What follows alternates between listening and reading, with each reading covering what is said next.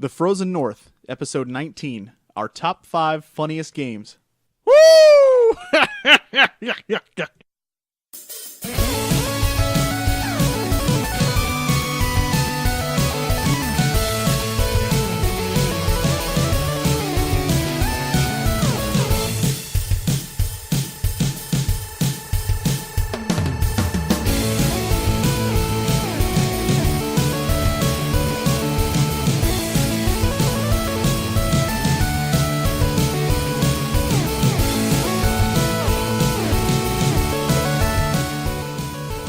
Hello and welcome to The Frozen North. We're back again for episode 19. Best episode. Best episode thus far, I guess. Yes. Yeah. I'm calling it now. It is actually going to be a great episode. We got a lot of great announcements. We got a couple of surprises. And, of course, we've got our top 5. Absolutely. So it should be a good one. How you doing, Mark? Doing pretty good. All right. As you can tell. Did you know my name's Mark? I do. I do. You constantly remind me. Obviously, Brian is not here again, unfortunately. He is on vacation. I can't believe people take vacations. It's ridiculous. It's unacceptable. Right? Even though I just got back from an awesome one. Unacceptable. I apologize. I'm taking one in June. Where are you going? Going to California for a wedding. Oh, that's right. All right. Cool. All right, then. Well, what you been playing, Mark? I have played a little bit of Final Fantasy VII, Bravely Default, and all of The Walking Dead Season 2, Episode 2. Nice. Nice, yeah. Nothing new to add, obviously, about Final Fantasy VII. It still is pretty cool. The Walking Dead Season 2, Episode 2 was excellent. It didn't have the same impact as the season finale or the first episode, but it's it's a middle episode. It's going to be that way. I think building up towards something. I think I'm going to wait until they're all out. That's probably wise. It, which is what I did last time. So they're taking on so many projects right now. I'm a little worried. You know what though? From what I understand, everything they've been putting out has been great so far. So that's true. You know what? As long as that keeps up, let them make more projects. So what have you been playing? I have been playing South Park: Stick of Truth. Nice, hysterical game. Looks like it. The only gripe I have is that there's a few bugs, and it's the frame rate kind of drops a little bit. I'm playing it on PS3. I can't speak for the PC version. I don't know, but from what I understand, the 360 version has kind of the same problems. It's not unplayable by any means. It's just a little annoying. But if you're a South Park fan, there's nothing that you won't like about this game. It's just hysterical. And the gameplay is honestly pretty solid. Yeah. It looks just like you're watching an episode. Yeah. It's incredible. Exactly. It really is. Other than that, I mean, I'm still chugging away at Bravely Default. I'm grinding just because I want to get all my jobs up. Nice. And I also played a little bit of Final Fantasy VII as well. I spurred you to that? Well, you're feeling a little nostalgic. I mean, honestly, like, there's a couple of games that I will always bust out at least once a year. Final Fantasy VII's one. Right. Final Fantasy VI is one. And sometimes 4 as well. Those games just always... Those are good games to play. Yeah. And Secret of Mana I go back to quite a bit as well. All right. Well, let's get moving. So we've got no emails this week. No emails. No emails. Disappointing. I know. I'm still waiting on those hate mails that they were supposed to write to Brian. I know, right? No joke. For it's Suikoden. like people like him or something. I know. It's upsetting to me. I know. It's upsetting to me. So, I mean... Come on, people. Where's the hate mail? Where is the hate mail for Brian? Just for Brian. Just for Brian. That's it. What's next on the list? Next on the list, I see announcements. Announcements. And you've only vaguely told me about them. So I'm excited. Vaguely, huh? Well, I wanted to surprise you. All right. Here we go. We got some big news regarding our show and the future. So, first thing, we're going to be doing a new format. JJ, what does that mean? What does that mean, JJ? Well, let me first refer back to last episode. We talked about Sean Widmer's podcast. Yes. And how, we listened to him. We found out he was a listener to the show and gave him a shout out. And I guess, what was it, like the next day, I think, or something. He put out an episode and he gave us a shout out, which was awesome. Thank you, man. Appreciate it. But what was funny was that, and I had, this whole list was already written before I heard this, but one of the things he said on there was that we only do one episode every 2 weeks, and he said that wasn't enough. Funny you should mention that. That's right, kids. We are going weekly. Woo! Yep. I'm scared. What does that mean for you guys? It means you're going to be getting an episode a week. Fantastic. What does that mean for us? That means not very much for Brian and Mark, I don't think. They pretty much just need to do the same thing they've been doing. For me, it just means a lot more editing. We're going to be meeting and recording the episodes the same day, 2 episodes each time, and then I will edit and release them each week. So they'll be done prior, but you'll see 1 episode a week steadily, provided I stay on the ball, which hopefully I can do.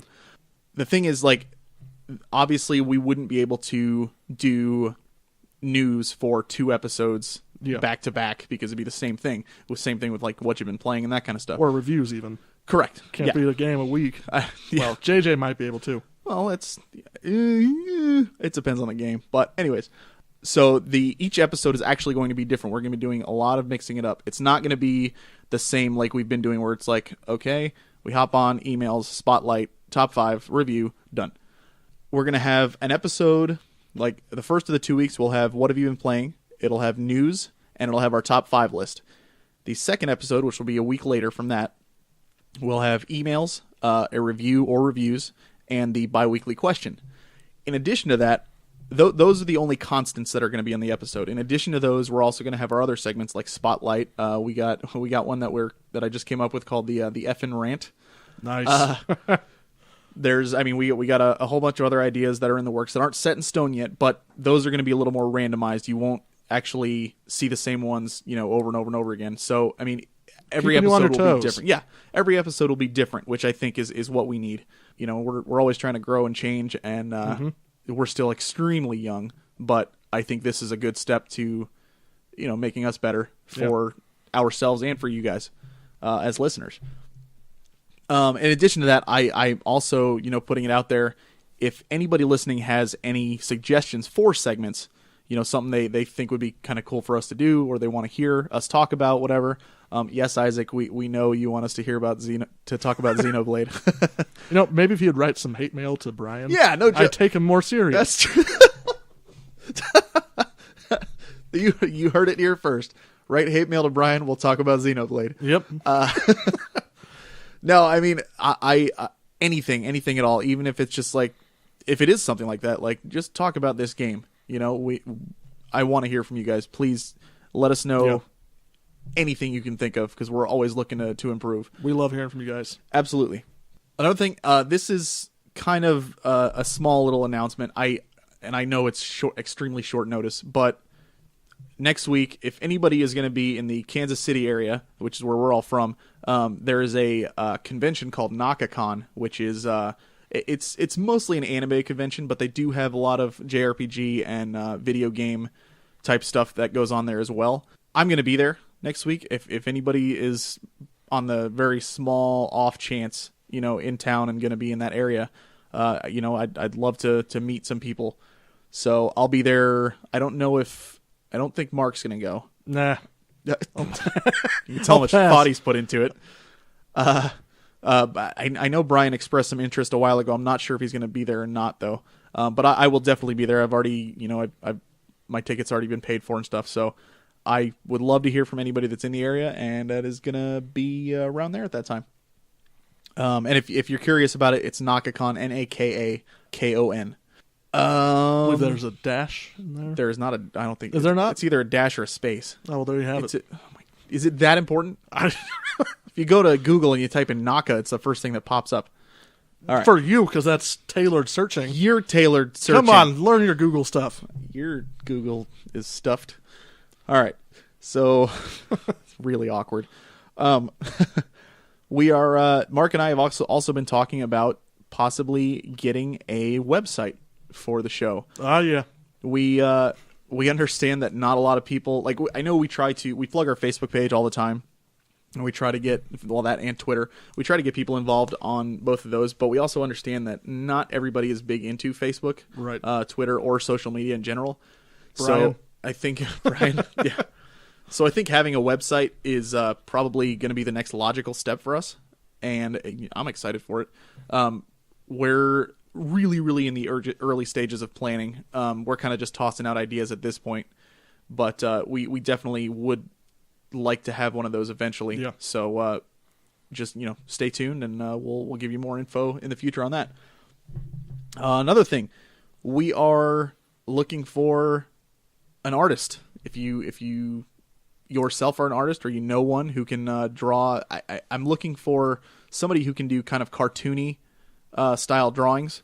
We are trying to get a new logo. I mean, Mark made the one that we have now, I think, like in 15 minutes. No, less than 40 minutes. 40, it really? took me about 40 minutes. That's impressive. Yeah. He had to find the T, the F, and the N keys on his keyboard, and that's why it took so long. But we're looking for a new logo, so if anybody out there is looking to, we'd obviously give you credit for it, and we can't pay you. We're not making any money off of this, but if you want to get your work out there and you want to get noticed and get your name recognized, we'd be more than happy to help you out with that if you can show us what you can do. Mm-hmm. Also, and the last thing, we're also looking for a new theme song. It's almost been 20 episodes. We've had the same one, and not that we don't like it. We love our theme song now, but I think with all the changes we're making, I think this is also another logical step in our development process, as it were. So if you yourself write music and you think you could write us a good one, or if you can find one that is Creative Commons or one of the free attribution licenses deals, whatever they're called. Right. Send us in that direction. Let us know if you find something good, or if you can write one, which would be really cool. Again, no money involved, just total recognition. But again, I mean, that's one of those things where that would be on every single episode. Like if you listen all the way through to the end, you hear Mark plugging the guy who the underscore TWC. That's right. Who wrote our Under the Stars. Under the Stars. Yep. Somewhere in the Stars. Somewhere in the Stars. That's it. By underscore TWC. That's it. That would be your name, just every episode right there on the back. So, at least until we change it again, which wouldn't be for a while. Yeah. But so, just a couple of things to keep in mind. And we'll keep pestering you if you don't tell us this episode. Absolutely. We'll keep bringing it up. So that's it. Some exciting things coming, and I'm really excited to go weekly. It won't be. I will say, next week we will not have an episode, but when Brian comes back, we'll be recording 2 that day. This is going to be good. I'm excited. So, yeah. Want to have more opportunities to tweet out to our 37 Twitter followers. Yeah, get us more Twitter followers, people. Come on now. We gotta do what we can. And Mark is trying his best, but I'm a Twitter genius. Okay, with that, we will move on over to our news section. So, first up on news, we've got Batman Arkham Knight has been announced. This will be the last installment of what? Man, Brian did the notes, and his English is he did superb. the notes? Yeah, he did. I'm gonna read you what it says here. His little side note. This will be the last installment of Rocksteady Studios makes. Well, when he reads it, his mind wanders so much anyway that it comes out as a complete sentence. You know what? Yeah, let's try reading it like him. Okay, so this will be the last installment of Rocksteady Studios. How does that make you feel, Brian? I want to keep doing my crack. Accurate. Is that right? He doesn't even need to come back. I like Mass Effect. Brian, we love you, buddy. It's so easy to berate him when he's not here. Well, really didn't the same thing happen to me a couple of months ago? And if I'm never here, you guys can totally make fun of me. We will. It won't happen though.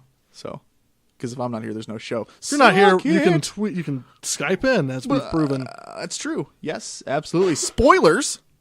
I would never spoil. So, Arkham Knight, which if you're a fan of the Arkham series, which, so many people are, because from what I understand, there's not a bad game in the series. You said it was a Rocksteady development? Yes. Because I believe the previous one was not Rocksteady, so that's good. Yep. And if I remember correctly, the city's going to be 3 times the size of the one in Arkham City. He says it looks like it's been announced officially for PS4, Xbox One, and PC, and is scheduled for release worldwide in 2014. So, nice. If you're a fan of the Arkham series, get ready, because it's coming. Next on the list, Sony has sold 6 million PS4s. It's pretty impressive. That is incredible. 6 million units have been sold since the console's launch on November 15th, 2003. Sony has also stated that over 90% of PS4s in the United States are online and have more than embraced the console's social functionality. That's excellent news. Fantastic, especially if you're a Sony fan. Yeah. So not so good for Microsoft. Well, I mean, I haven't seen any notes or they're not going to say anything if they're not winning. That's true, I guess. But I mean, pretty much everybody I know has a freaking Xbox One. Yeah. So really? Yeah. I mean, most of the people I don't like are getting them. Well, there you have it. I inside joke. I only said that because Mark said he's getting one. Oh, is that what you meant? Oh, yes, come on. that is what you didn't. Man, I'm on autopilot. You know that. In every episode, I'm always on autopilot. That's true. That's true. Maybe if I put it in paragraph form. There you go. All right. So, other than that, yes, I saw this one the other day. Uncharted. The Uncharted writer and director Amy Hennig departs Naughty Dog. I guess she's the one that wrote and directed Naughty Dog's Uncharted, Uncharted 2, and 3. She left the studio. Wow. I have heard nothing but good things about that series. I own 1 and 2. I haven't played any of them yet, but I own them, and I really want to check them out. And I've played some of 1, and I had some issues with the gameplay, but the plot seems really good. Yeah. Brian loves them. He raves about them all the time. So that's, I mean, whether that's good or bad, I guess only time will tell. Mm-hmm. We'll see what happens.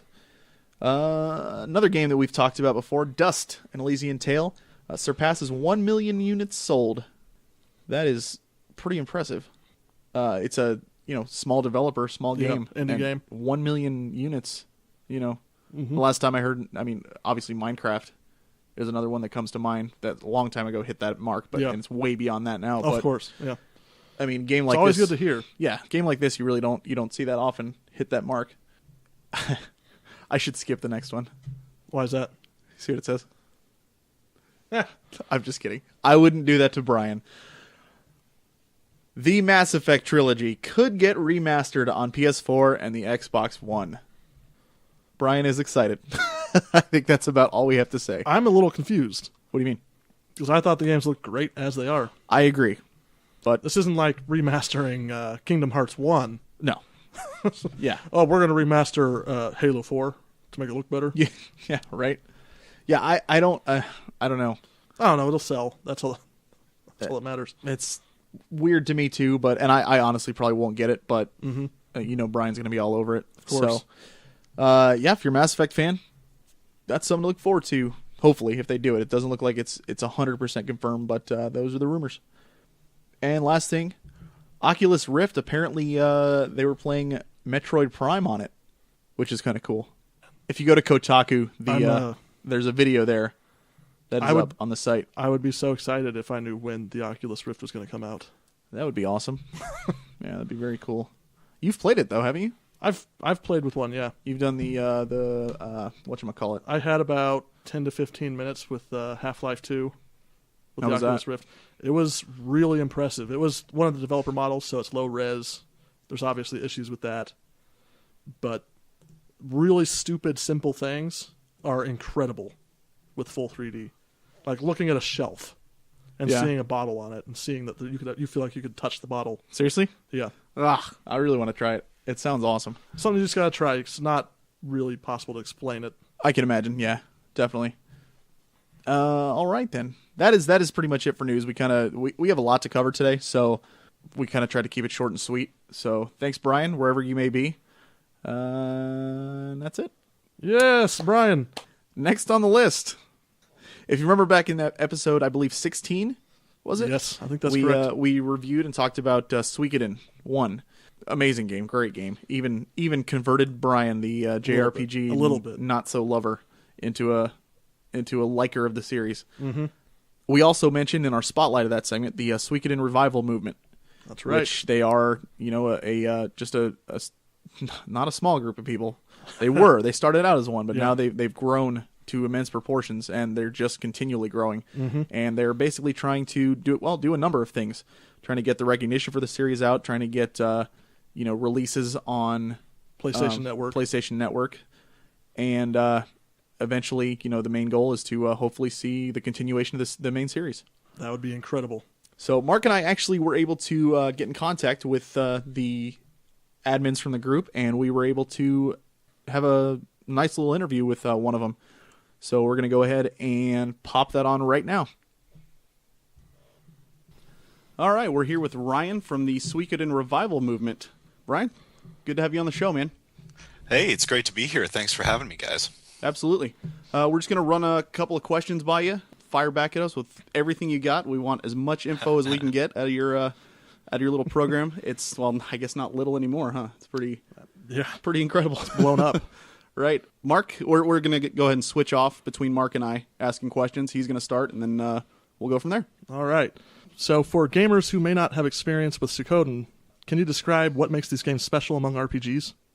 Well, that's a long list. You guys say you want as much content as possible. Well, I could be here. I could be here all day, like literally talking about every little thing. Absolutely.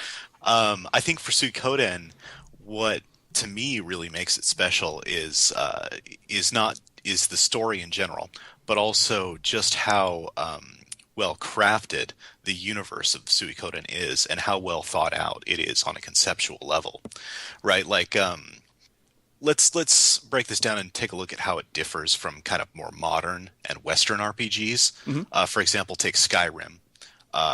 In Skyrim, you were this individual who gained this enormous world-shaping kind of power, and then used that power as you saw fit within the context of the game. Suikoden's much different in the sense that it's more about a group of people coming together, and instead of emphasizing the power of the individual, it emphasizes kind of the power of unity and coming together. So the heroes of the Suikoden series don't necessarily themselves gain any kind of massive world-changing power like the protagonist from Skyrim, but the power is realized, the power to change the world essentially is realized through uniting the 108 stars of destiny, quote unquote, and bringing different people together from all sorts of different backgrounds and working together for a common goal. In Suikoden, some of the most interesting characters and one of the most interesting things about the game is the way that they bring in characters like, say, merchants, musicians, people who don't really have battlefield experience and aren't, uber masculine powerhouses, but have their own unique contribution to the army and to what's going on in the society. And that, to me, really speaks volumes about the design philosophy and the writing philosophy behind Suikoden. Really sets it out from the more modern power fantasy games, right? Absolutely. I think what's one, and just to kind of touch on that, is one of the amazing things is that, I mean, you see so many of these games that do focus on character development, but they focus on such a small amount. Suikoden has always done it with, I mean, like you said, 108 stars of destiny. How many games can boast 108, essentially main characters that each have their own thing to contribute to, the whole main part of the story? It's incredible. Mm-hmm. Yeah, exactly. One of my favorite characters from Suikoden 3 was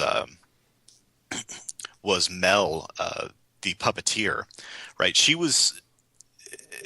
would never even be considered for, a standard modern AAA game because she was kind of insane, right? She had this puppet on her hand that she would constantly talk to. And even the other characters in the game are just like, oh, this girl is pretty much just crazy. She's insane. And the puppet would always make lewd comments about her as well. It was really kind of hilarious. But even a character like that, where, in another game it would be kind of a throwaway character, in Suikoden it's very interesting. She's very interesting. She's well established and well written. And you just, I think that as we move towards like the singular hero, and it's kind of as a powerhouse, we also tend to make them more generic, right? Because we want the player to project themselves onto that character as they're playing. Whereas something with a multitude of characters, like say Suikoden, you can really get out there artistically, and you can make some very odd characters without having to worry about someone not liking them. Because if someone doesn't like that particular character, then they've got 107 other characters to choose from. Definitely. Yeah. Yeah. Yeah. What's funny is our third host that we have on the show, he's actually on vacation right now, but he had never played a Suikoden game before. We had him play through the first one a few weeks ago. He ended up loving it because he, which was funny because he always makes fun of us for liking JRPGs. Yeah. But then he played it and he was like, yeah, all right, yeah, it was good. So, but like one of his biggest gripes was he said there were too many characters, which I really hated when he said that. I couldn't stand it. But I'm trying to address to him you really, I mean, playing the first game is great, but honestly, unless you continue the story and playing the other ones, and you see some of the repeat characters in there, and you're like, oh my gosh, I remember this person from that one and stuff, and you get a more, I mean, yes, they are not full on direct sequels, but they all take place in the same world and do have the same characters, and the implications correct follow through in the games. Yeah, which it's is awesome. I think that's better, to be honest, than just seeing a continuation of the same exact, one main character the next game up. Yeah. It really has done some amazing things. Yeah, it really is. And not to be too critical of Western RPGs, I actually really liked Skyrim, for example. But one thing I think that's really odd here in America is we create this false dichotomy between the Japanese role-playing game and the Western role-playing game, when in fact that's just not true. If you ask many Western RPGers what one of their favorite stories is in a Western RPG, many will say Deus Ex for the PC. Deus Ex was released in 2000, directed and written by Warren Spector, legendary developer Warren Spector. Oh, yeah. His favorite game of all time is Suikoden 1. I didn't know that. Suikoden 1 was one of the major influences on Deus Ex, and really showed Warren what he wanted to do, or what he could do with storytelling in games. Oh wow! I and actually so didn't know that. The dichotomy between the Western RPG and the Japanese role-playing game really isn't as harsh as a lot of people make it out to be. In fact, yeah. So that makes sense. All right, well, we'll move on. The Suikoden Revival Movement has been featured on Destructoid, official PlayStation Magazine UK, and most recently an article in Konami's UK website. How did you all come together to form this movement? Well, that's a long story. We're from all over the world. We have 3 original administrators. There's myself and Chris, who lives in Edinburgh, Scotland, and Matze, who lives in Germany.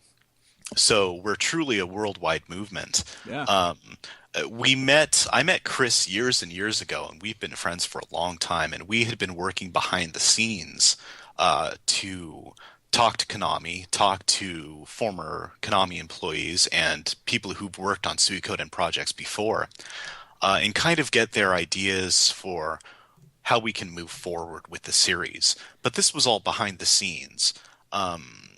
And eventually we got kind of to a dead end where talking to Konami employees, most of them would just tell us to move up the chain to the production teams and to the executives. But unfortunately, it was much, much harder to get in touch with those executives than it was individual employees. So we hit kind of a brick wall, and after talking about it for a while, we decided to go public with the movement and to essentially let our voice be heard by Konami in a more public sense. And that was a year and a half ago, the end of July 2012. And since then, we've grown. We've added another administrator, Dan, who's from San Francisco. But we have people from all over the world. And this is something that could really only happen, in the modern internet age, right? Yeah. Because 20 years ago, Chris and I would never have met. But nowadays,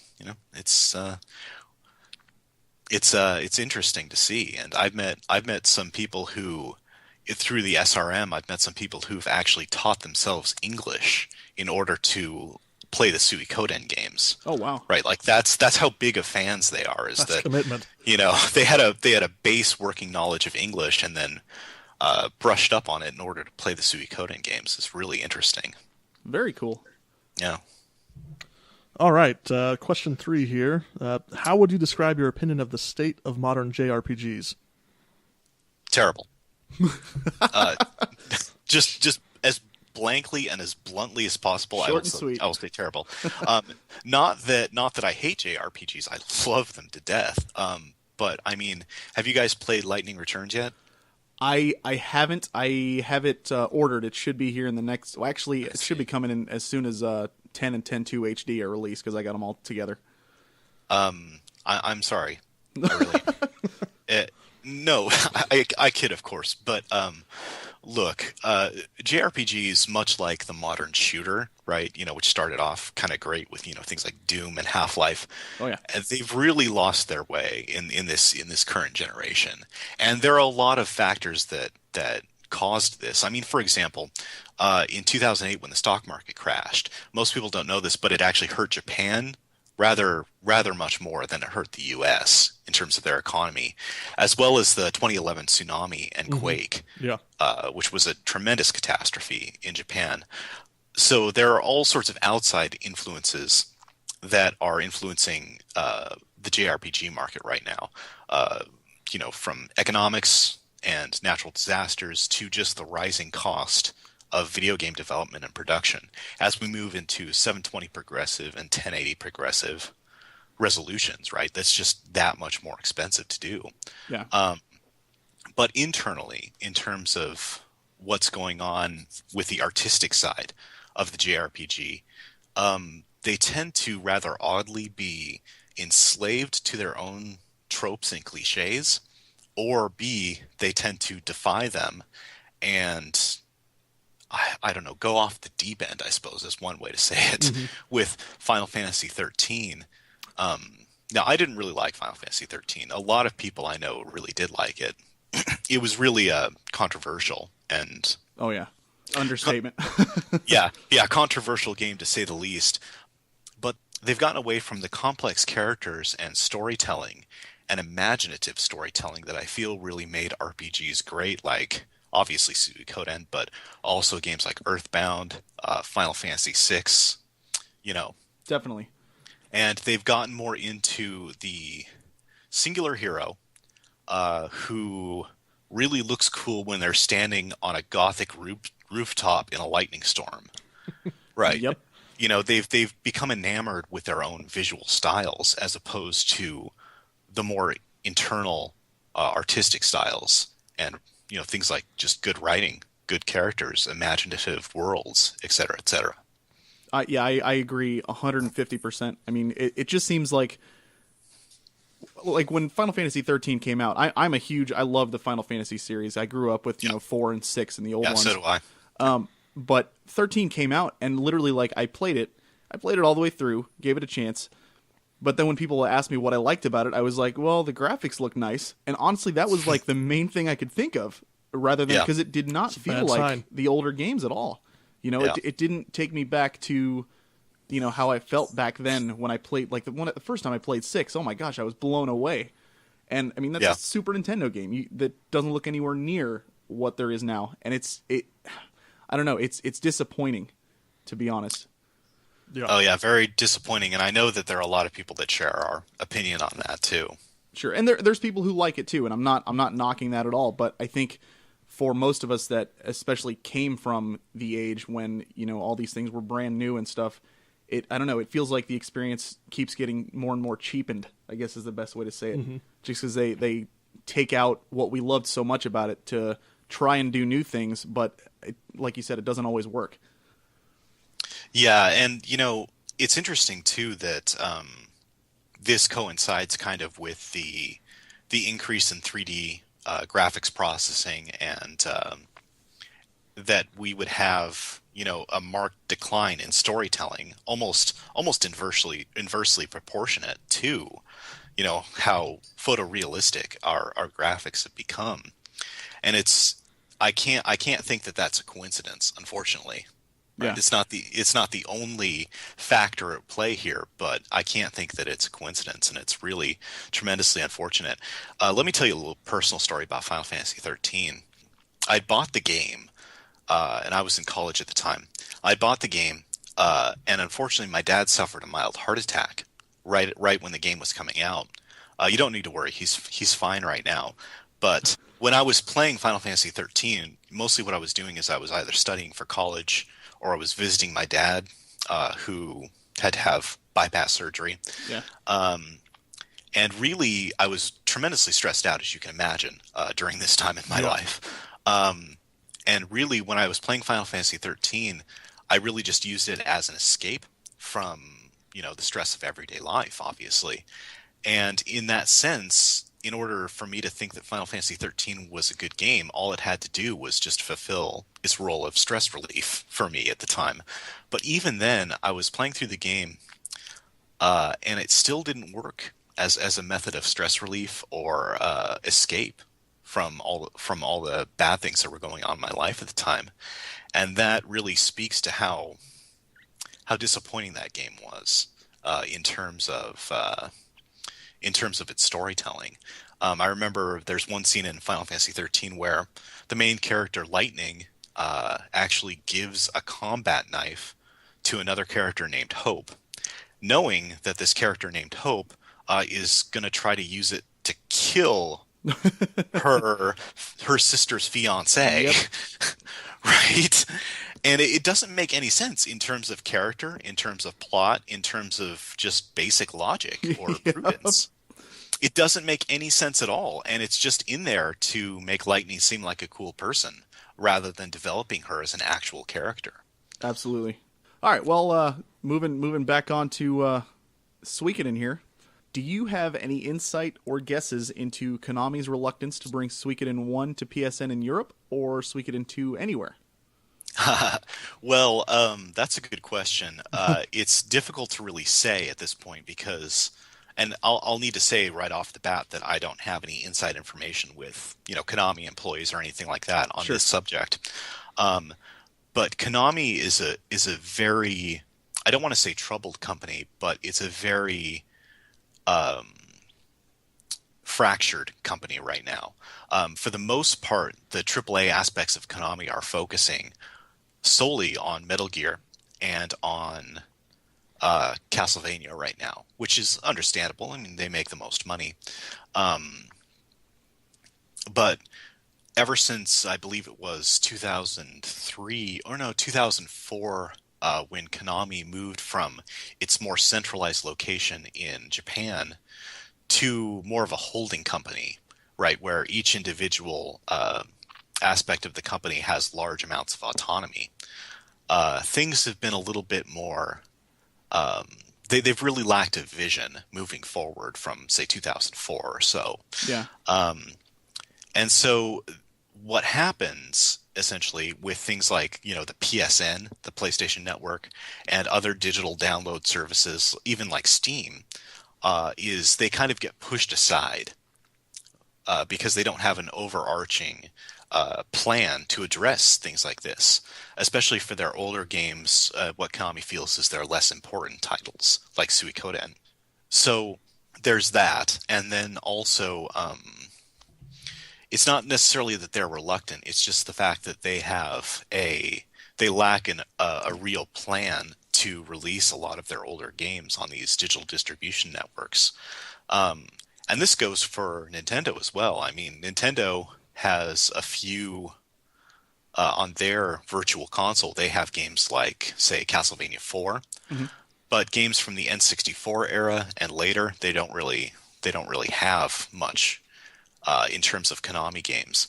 So essentially what's necessary for Konami to release Suikoden 2, I feel at this point, is to appoint essentially a manager for their digital distribution networks and their classic releases.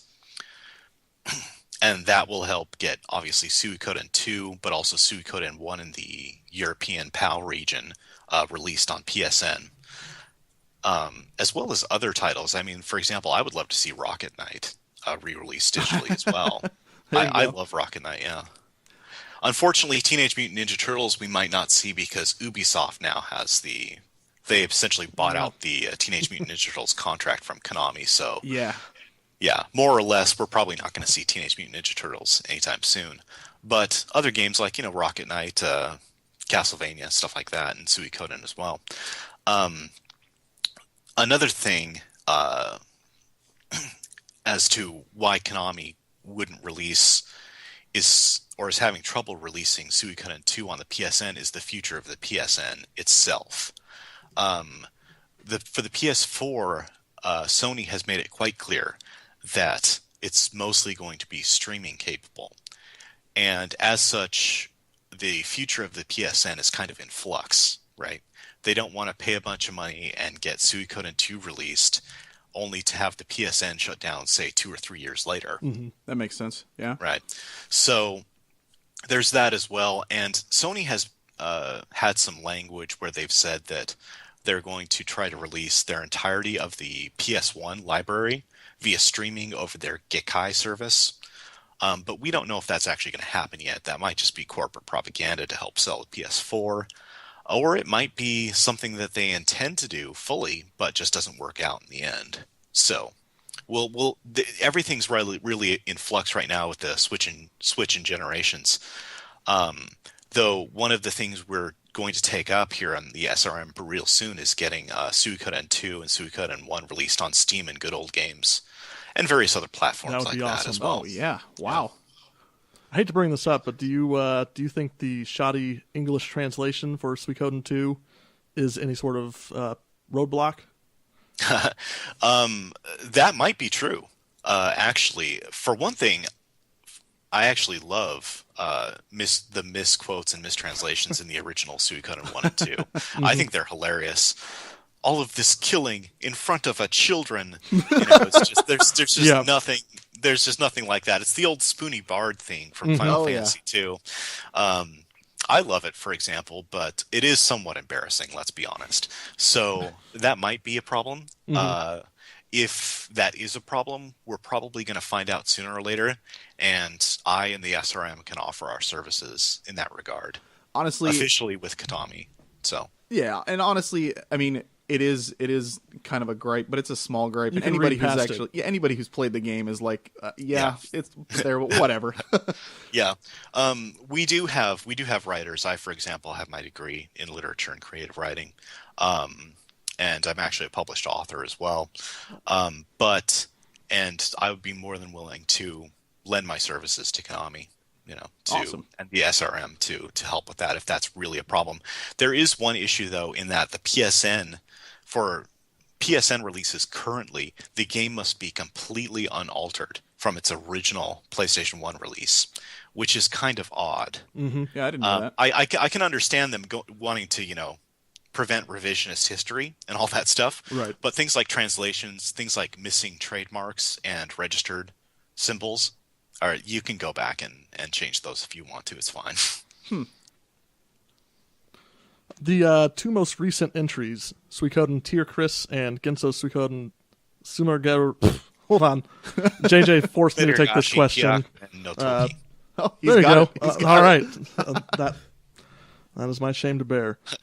Take place within the alternate Million World multiverse.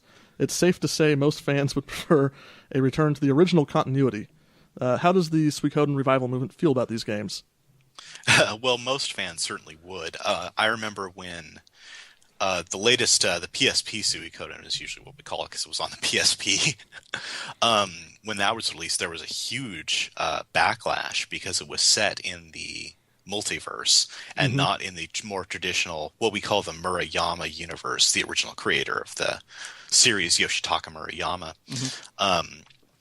Most fans certainly want to return. There's no doubt about that. But also, one of the things that's often overlooked, I think, with these multiverse games is that they tend to bring in new fans quite well, who then retroactively go back and play the old games and then become, huge members of our movement and huge fans of the games.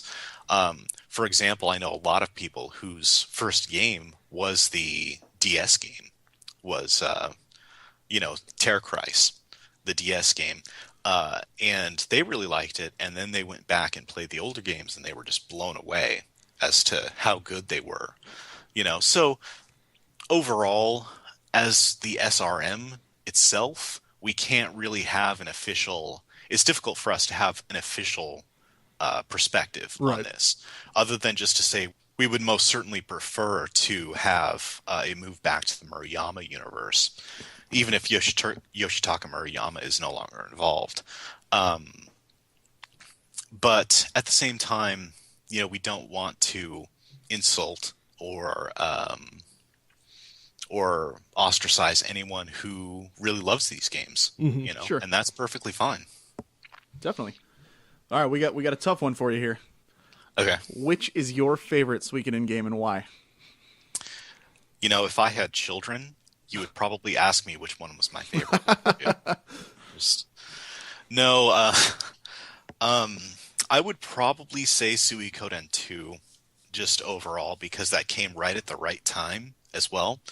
Not only is the writing superb, and the characterization, but it also came right after Final Fantasy VIII, which to me was a huge disappointment in terms of the Final Fantasy series. I agree. Because you'd gone from Final Fantasy VI, which was great, to Final Fantasy VII, and then Final Fantasy Tactics, and then 8 really kind of started what we talked about earlier with the emphasis on form over function in JRPGs.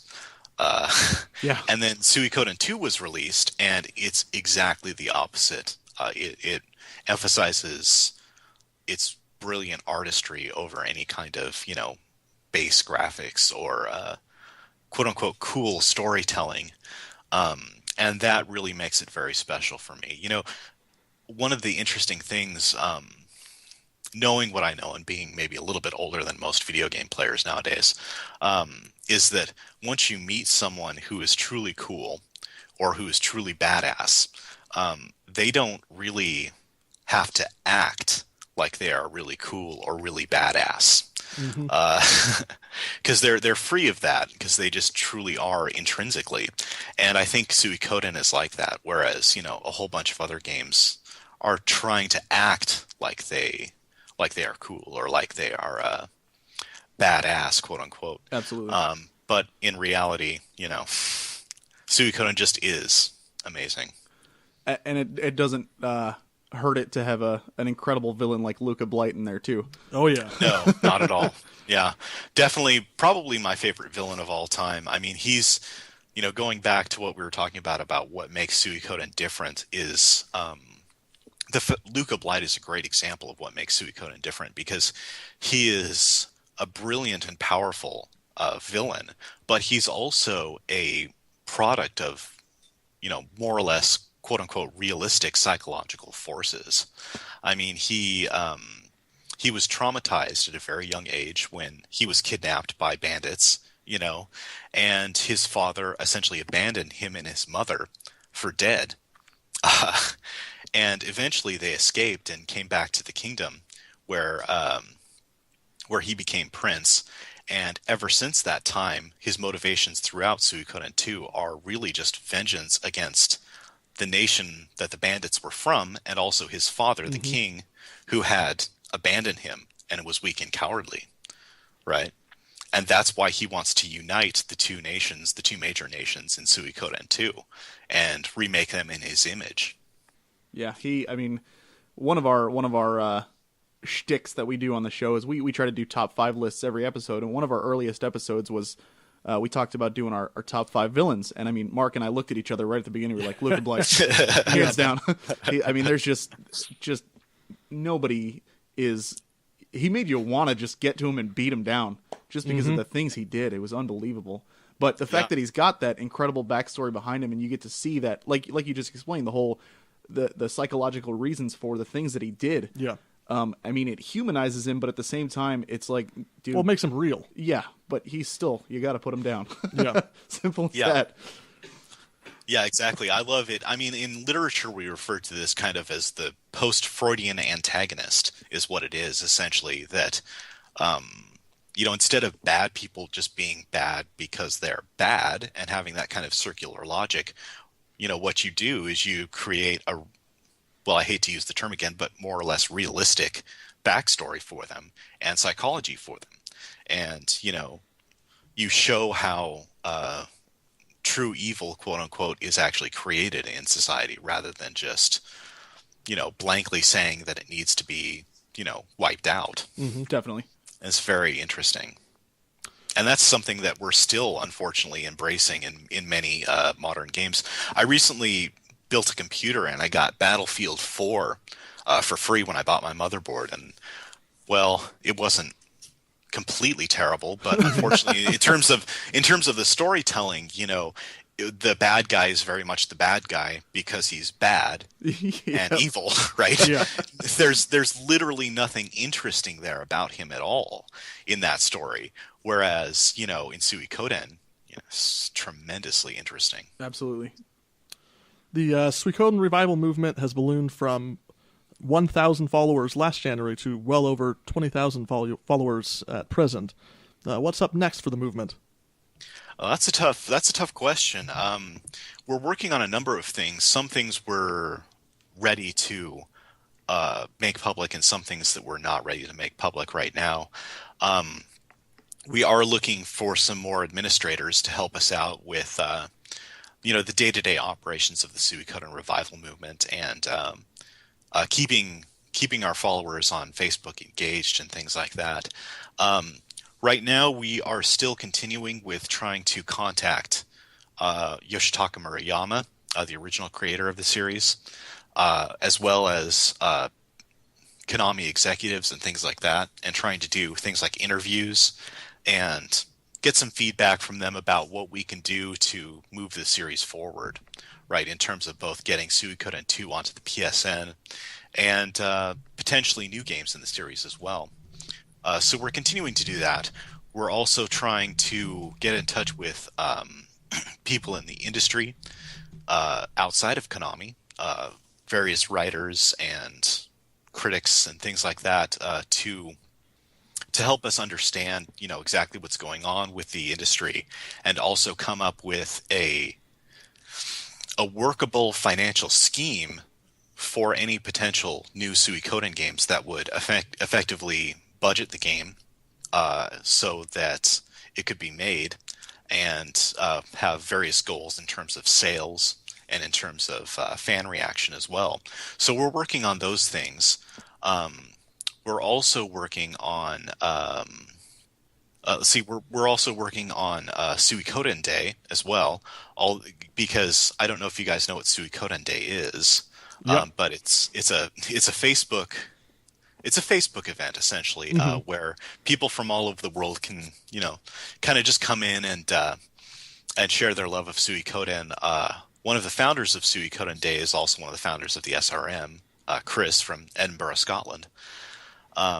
We've kind of separated ourselves from Suikoden Day a little bit in the SRM because it's a lot of work, right, to do both at once. But we still have contact with the current administrators of Suikoden Day, and we still feed some ideas off of them as well. So those are the things that are on the immediate table in terms of what's going on. We are also, for the more long term, we're setting up Twitter campaigns, as well as mail-in and write-in campaigns, and Facebook campaigns to let Konami know again that we are very serious about wanting Suikoden 2 on the PSN, and also we're very concerned about the future of the series as well. And we're not going to really just let it go or die off into the night, because this is our favorite game series, or one of our favorite game series. So, and to be honest, you guys have come so far now. I mean, it'd be a shame to just quit at this point. So. Yeah. Exactly. And a lot of that has to do, you mentioned before in the second question about Destructoid and official PlayStation Magazine and all that. We really have to give a lot of credit to people like Jason Schreier at Kotaku, and Jim Sterling at Destructoid, and now with the Escapist magazine, and people at the official PlayStation UK, things like that, who've been tremendously supportive of us over the past year and a half. But another thing that kind of speaks to Suikoden too is how many people in the industry who either make games or are games journalists now are huge fans of the series. Jason Schreier at Kotaku, it's his Suikoden 2 is probably his favorite game of all time. Dale North, the editor-in-chief of Destructoid, listed it as one of his favorite games of all time, and also one of his games that seriously needs to be revived as well. So I guess it just goes to show that Suikoden fan base really is the most intelligent, talented, and handsome fan base of all, I guess. There you go. Yeah. All right, I think that about wraps it up. Do you have anything else that you want to anything you want to plug? Anything you want to say? We are getting ready for an intensive Twitter campaign soon, so please check with us on Facebook at facebook.com/Suikoden Revival for more details on that. And we'd really like to get our Twitter numbers up to the point where they can at least compete with the Facebook numbers as well, and get the word out to Konami that we're really just not gonna go away. You can't appease us just by saying, well, we don't have any news about Suikoden. Yeah. Well, I'm afraid that's not going to work, right? So join in with that, and also to keep updated, we have some very interesting things coming up, I assure you, especially in terms of strategic parts of the movement, and also in terms of interviews with some really interesting people as well throughout the industry. So I think it's going to be well worth your time to come and check us out, or get back in touch with us too. Excellent. That is incredible to hear. Yeah. Well, like I said, I think that about wraps it up. We appreciate your time, Ryan. Thank you so much for sitting with us and talking to us about just an unbelievable series. Mm-hmm. Oh no, it's my pleasure. I mean, I can talk about Suikoden all day, and any opportunity I have to just sit down and talk about Suikoden is wonderful. I love it. So Very yeah, cool. don't be afraid to ask me back either if you guys want me back. Mm-hmm. So don't worry about it. I mean, we plan on doing a review of Suikoden 2 here in the next few months. So Yep. Yeah, that sounds great, guys. Well, thanks. all right, man. Appreciate it again. Thank you so much. All right, and we're back again. Ryan, thank you so much for your time, and thank you for being a part of such an incredible organization. Keep up the good work, man. Absolutely. I really want to see some more of those games. It is amazing the things that they have done, and not only the things they've done, but in such a short time. Yeah. You know what I mean? So, and if you haven't already gone to their page on Facebook and looked at it, definitely go check them out.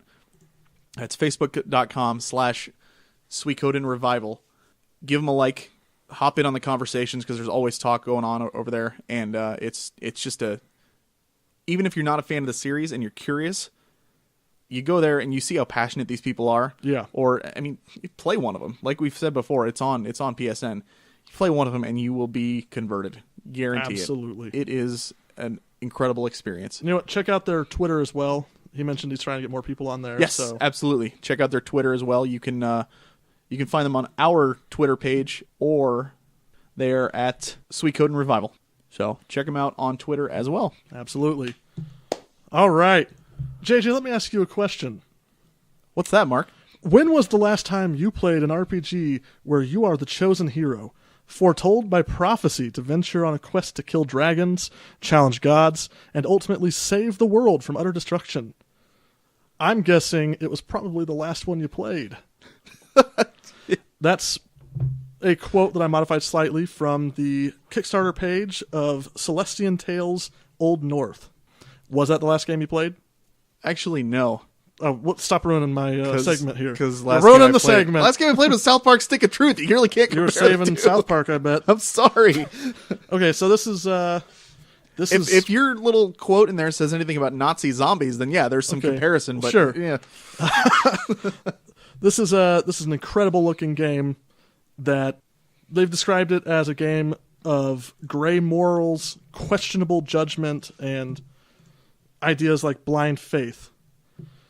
It's going to feature hand-drawn graphics, importantly, larger, detailed sprite animations, similar to like Suikoden or Ragnarok, which is not like the classic SNES, but more of the taller, more proportionate style.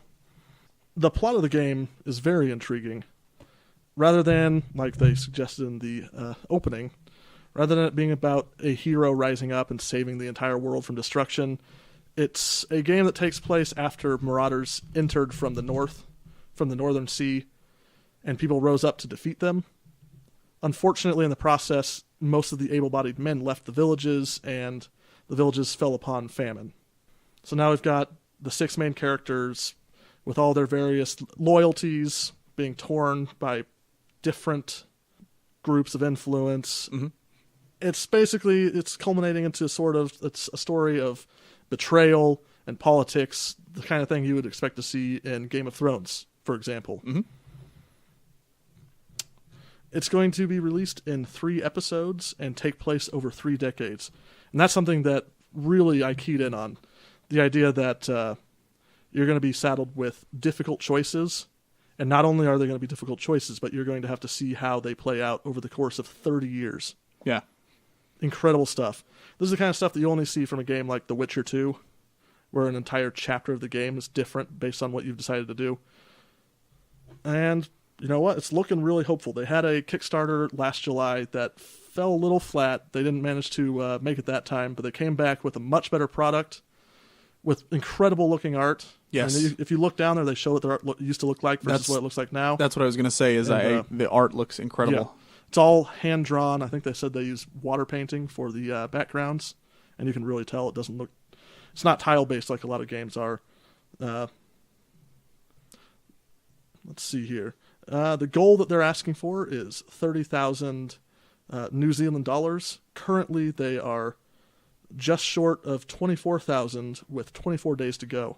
So they're actually almost at 25. Oh, just a right few now. hours, and my predictions have changed. And right now, they're in like the lull period for a Kickstarter. That first few days is huge. Yep. I'm guessing they're going to really blow past it. I would imagine so. I mean, a little over $5,000 left and 24 days left. So, I mean, honestly, this is most likely something that I will end up backing personally. Yeah. It looks awesome. And if you read through the description, they make a lot of points of it's influenced by both Western and Eastern RPGs. And it kind of illustrates what we just heard about in our last segment about the false dichotomy between the two. So definitely check it out. If you like what you see, kickstart them, and hopefully we'll see an incredible new series come out of it. Absolutely. If you have any, I just want to kind of toss this in there. If you have any like suggestions, or if you are a company that's on Kickstarter or another one of these the like Indiegogo or something that is looking to get a little bit of recognition, please shoot us an email. FrozenNorthPodcast@gmail.com. Send us a Facebook message, facebook.com/thefrozennorth, Twitter @FNPodcast.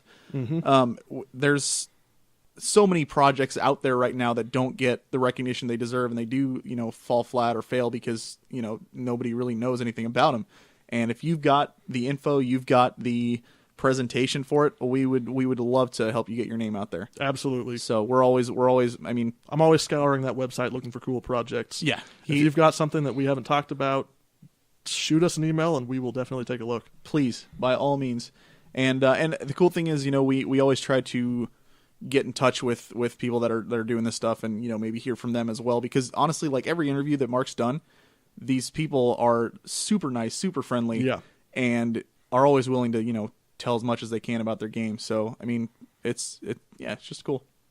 So all right then, moving right along, we got our top 5 funniest games, Mark. Woo! Games that cracked us up, made us laugh. Let me just full screen that. Made us giggle. Brian, what's your number 5? The Mass Effect trilogy, the whole trilogy. I'm just kidding. I'm not really going to do that. Oh man, once was enough. Well, maybe sometime in the future, but we have not driven this into the ground enough yet. Oh man. All right. Brian did actually give us his list though, so we will be reading his top 5 here. So top 5 funniest games. Mark, what makes you laugh in a game? A game with jokes. I don't even. Okay, a game that doesn't take itself serious, that doesn't push the levity of the situation on you too much. That's a lot of big words for just saying a game that jokes around. Right, a game with jokes. No, it's true. If they tell jokes, then I like it. Okay, yeah, that makes sense. No, I mean, I really like when characters interact with each other, and like the Tales series always cracks me up. What's funny is I don't have any Tales games on my list, but the Tales games are hysterical because the small little interactions they have with each other. Like if you've played Tales of Xillia, and I say the word bazongas, you'll know exactly what I'm talking about, and you're probably smiling right now, just like I am. But so.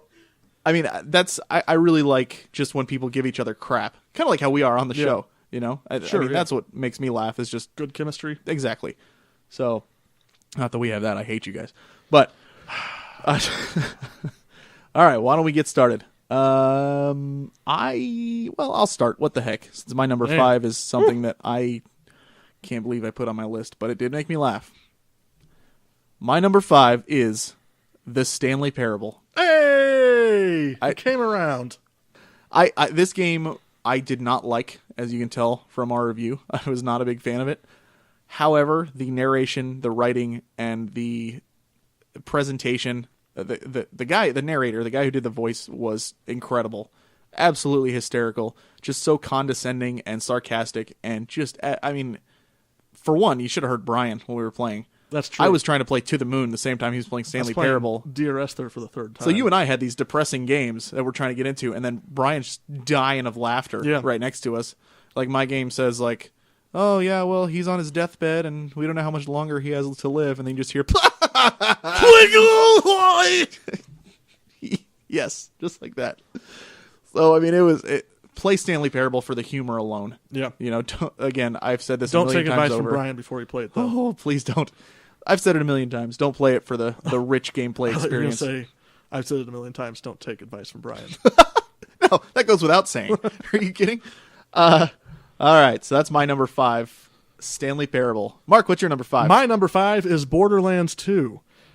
You played Borderlands 2 with us, right? Do you remember how funny it was? I did, and honestly, that was going to be on my list until I played South Park. South Park, yeah. I can see that. Yeah. That would probably be on my list, too. Borderlands 2, it's a continuation of Borderlands, but I thought that the humor really ramped up in the second one. Yep. When you have Handsome Jack talking down to you all the time throughout the entire game. You've got Claptrap being completely inept all the time. You've got talking guns. Yep. And Face McShooty. Yeah. Oh my gosh, dude. I was done. Brian and I were playing that part together, and he goes, hey, do this quest right here. I'm like, what? And I thought, I was like, oh crap, he's just going to make me die. Mm-hmm. So I did it, and he's like, shoot me in the face! And I'm like, what? I did it, and I got it. It's a really, really funny game. So yeah, it was good stuff. Very cool. Good choice. So Mark's number 5, Borderlands 2. Brian's number 5, also Borderlands 2. Good choice. He did not give any comments or anything, so his games are going to get read, and you should read them in your robot voice. My top 5 is Borderlands 2. That wasn't my robot voice. I don't know what happened there. Oh my gosh. And I'm eating the microphone, so you're welcome. Thanks. Appreciate that. I look forward to it in editing. All right, so number 4. My number 4 is South Park, The Stick of Truth. Only number 4. Yes, for 2 reasons.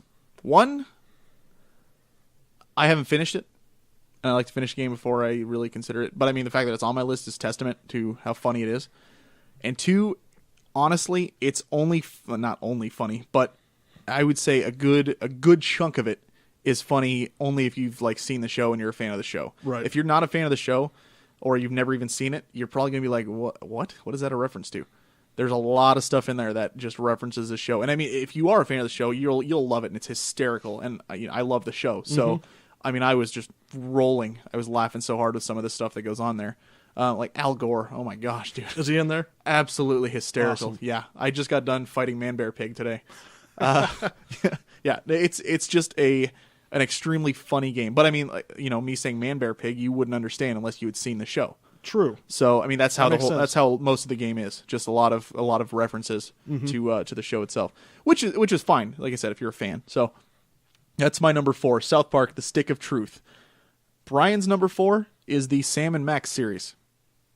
My number 4 is yeah, I don't know anything Portal. about it either. I know a little bit about it. That's the one with the dog and the rabbit that are detectives. Oh, is that Sam and Max? Isn't it? I don't know. But is he including... I don't know. Let's I'm not going to say anything Just move and on. make a fool of myself. Just move on. So my number 4 is Portal. Solid choice. It's Portal. I mean, it's, I think, for the same like reasons that Stanley Parable is funny. Yeah. You've got your... It's got kind of a sour, perverse comedy to it. The way really bad things are happening, but they're just completely making light of it constantly. Absolutely. It's always undermining your authority as the player. Yeah, definitely. If you don't know why this game's funny, then you're not a gamer. So get on that. Get on that, on the Portal. All right. Number 3. My number 3 is Earthbound. Woo! If you haven't played Earthbound, chances are you won't unless you get a Wii U. It's a great game. It's quirky, it's cute, it's funny, and it makes fun of itself and everything else. And just, it's got such an amazing personality. I really, really love it. It's nice and short, and anybody can get into it because there's something in there for everybody. So if you haven't played Earthbound, by all means, I know I've gushed about it on the show before, so go check it out by all means. Earthbound, my number 3 funniest game. Brian's number 3 is Portal 2. My number 3... Wait. Yeah. My number 3 is Magicka. Have you played Magicka? I own it, but I haven't played it. You've never played it? I haven't. Okay, so Magicka is this game where you and 3 of your friends join into a server to play this sort of story-driven game as 4 mages who all speak in a fake Icelandic language, like a fake Nordic language, almost sound like the Swedish Chef constantly. Okay. So Herda Florida Hana Hose. And then it has subtitles underneath that tell you what they're actually saying. Oh, no. And some of the fake words are just completely ridiculous. Oh, jeez. So the plot alone is already hilarious, but then there's the aspect of you have all these different elemental powers that you can shoot out in like a beam and a ball, whatever, and they all interact with other people's powers too. So if you shoot out some ball of energy and they shoot out a ball of energy, they'll hit each other, and then you'll both blow up and die. Okay. Wow. And then you have to hope one of your friends is alive to resurrect you. And he might not feel like resurrecting you. So it's a game of constant mischief. It's really funny. Nice. Mark's number 3, Magicka. Number 2. My number 2 is Grand Theft Auto 5. But why, JJ? All the Grand Theft Auto games are very similar. Why would you choose 5? I'll tell you why. Trevor. Accurate. Trevor is hilarious. He is just a hick who is white trash, who loves to just doesn't care about anything at all. Yeah. And he's just like, you know what, kill everybody, whatever. He's completely morally bankrupt. Absolutely. Except for when he's not. He is just so funny, and that he made me just want to keep playing that game, him alone. Yeah. I mean, the game was great other than that, but I mean, him by himself, I still would have wanted to keep playing. So that's my number 2, Grand Theft Auto 5. Brian's number 2 is the Stanley Parable. My number 2 is Portal 2. And now looking back, I probably wouldn't have put both Portals on there. I should have put GTA 5 on there. You think? I think that's what I should have done. But too late for that. Portal 2.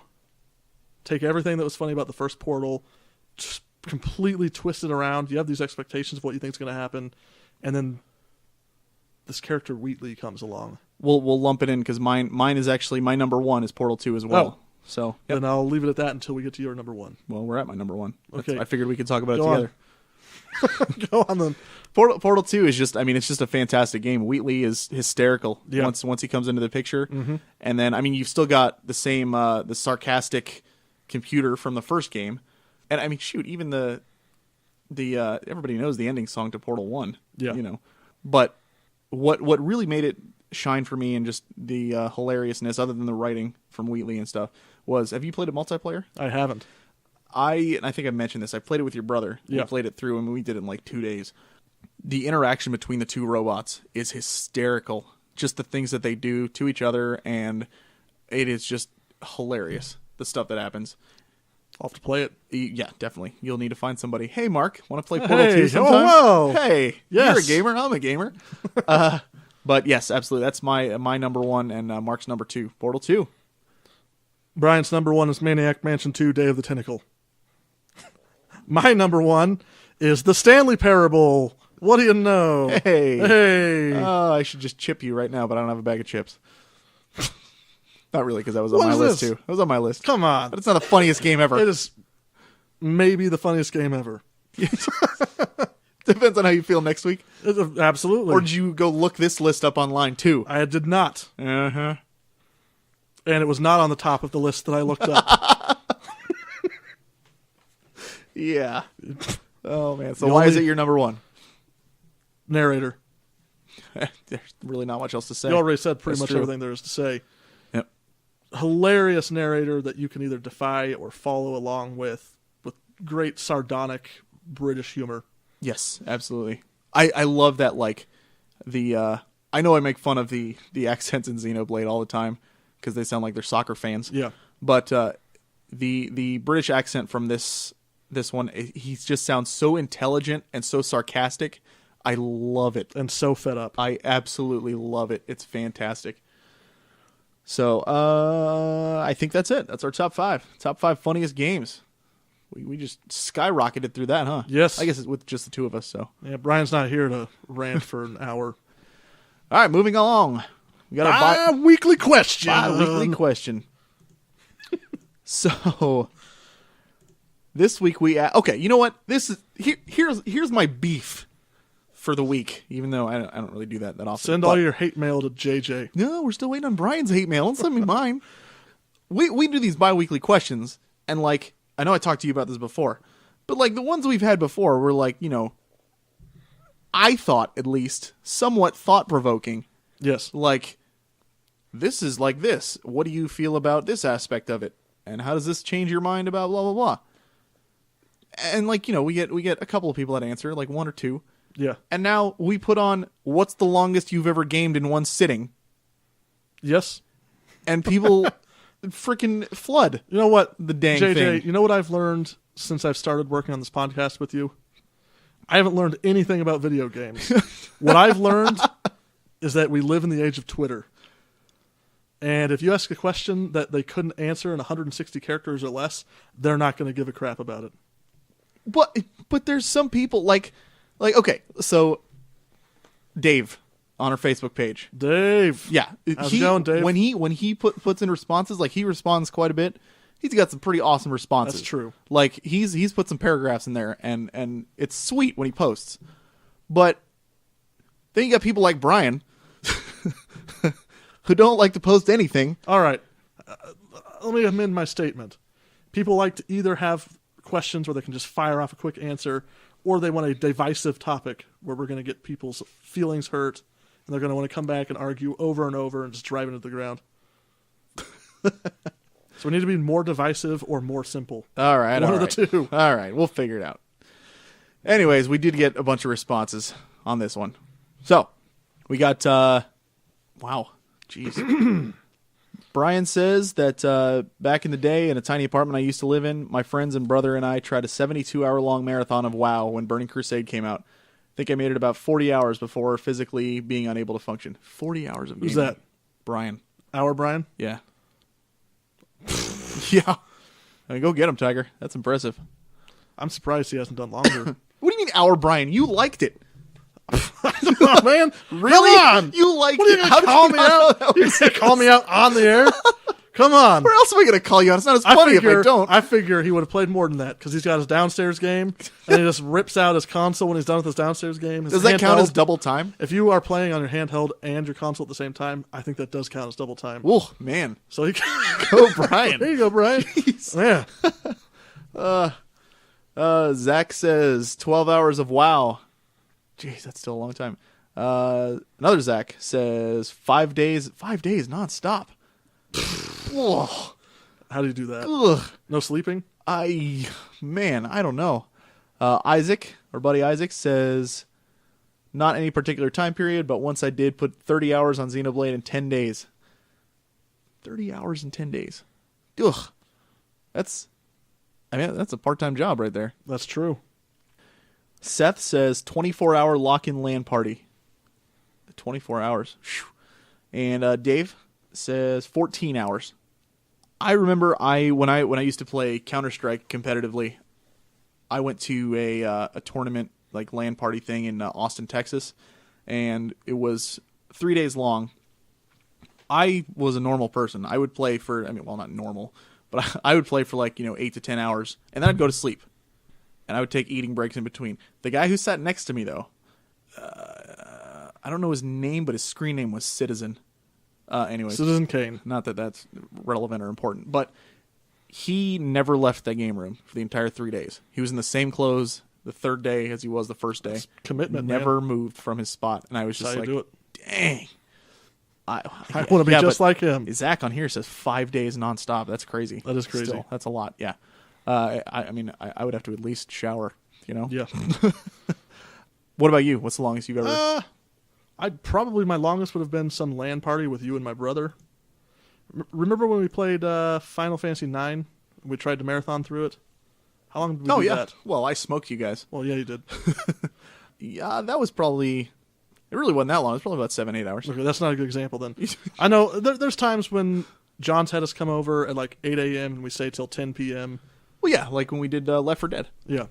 So, yeah, that's 12 hours, maybe 14 hours. I think that's probably average. But you got to throw in a little food time. So 12 hours. Yeah, that makes sense. I think the longest I have would be probably a tie. I know for one, me, Brian, and two of our other friends did a StarCraft 2 LAN party. Yeah. And we started at noon. And we got there at 11, but we set up and we started playing at noon and got done at 2 in the morning, which is about 14 hours. And I have done 14 hours on Final Fantasy 11 before, and I guarantee you 10 of that was just standing around looking for a freaking party. So yeah, the old days of that game were brutal trying to level up. So yeah, I would say about 14 hours for me, probably. That's I feel like 12 to 14 hours is That's the average longest time. Right. That's like the golden I could see number that. for a marathon. I agree. For sure. All right. So, next episode. I want some responses, people. I want some responses here. Or hate mail. Or, well, you send hate mail either way. To Brian, of course. Next episode, we want to know, what is your opinion on Let's Play videos? Do you like them? Man, Do you not like them? I can't wait for this. I know, me too. Do you actually sit there and watch them? Do you think they're stupid? Whatever. Just tell us one way or the other. What's your opinion on them? And for all of you who have just been struggling through listening to us without Brian and really just want Brian back, you're in luck. Next episode, he will be back. He will be back, and we'll be reading all the hate mail that we made up for him. Yes. Next episode, we will also be talking about our top 5 things that we miss from gaming. It's a good list. That's going to be awesome because I've got some stuff that I miss. Brian's just going to piss us off with this one. I can feel it. Brian's going to be like, Mass Effect? He's going to make his top 5 list of things he doesn't miss. I don't miss world maps. I don't miss random battles. No. Oh, man. All right. Well, Mark, you got anything else? My name's Mark. That's what you have. That's all you got left. You put me on the spot, man. I asked you if you had anything else. No, I don't. That was literally an open question. Did we do our thing at the beginning? What thing? Go to @FN Podcast. Go to facebook.com/thefrozennorth. Yes, we did. Facebook.com/FrozenNorth @FN Podcast. Please subscribe and rate us on iTunes. We need some more reviews on there. We could use some reviews. Good stuff. Well, that's all I got. Mark, anything else? That was all I had. All right then. Thanks for listening, everybody. My name is JJ. Mark. Keep on gaming.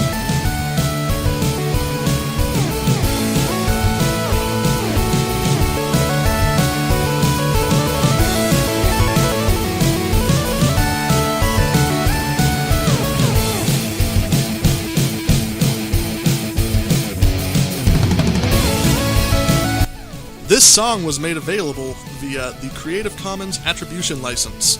The song, Somewhere in the Stars, was written and produced by SoundCloud user _TWC.